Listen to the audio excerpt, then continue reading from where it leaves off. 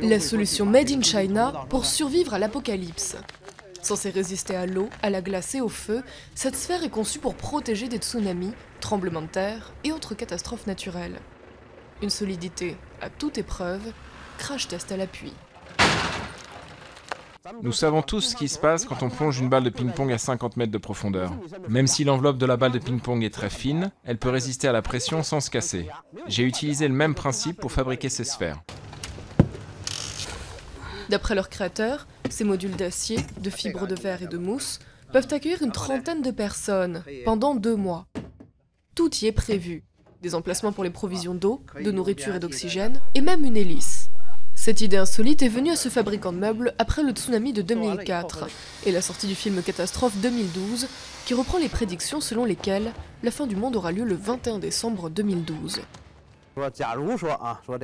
Si l'apocalypse se produit vraiment et que les gens utilisent mon invention, elle peut les sauver. Et je pourrais dire que j'ai contribué à la survie de l'humanité. Une contribution onéreuse. Pour construire ces 7 modules, il a dû investir toutes ses économies et emprunter de l'argent. Chacun coûte près de 40 000 € pièce.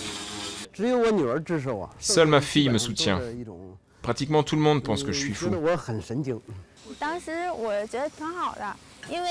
Quand j'ai entendu parler des projets de mon père pour la première fois, j'ai pensé que c'était génial. Parce que depuis que je suis toute petite, il a promis de me construire une maison sphérique.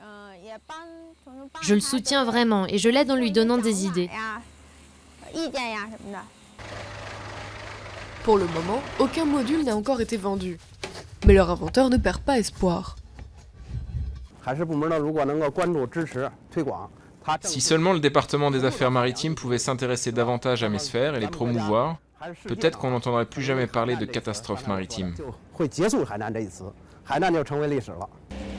La deuxième génération de modules, dotée d'une structure d'acier plus solide et de plus de gadgets, est déjà en cours de fabrication.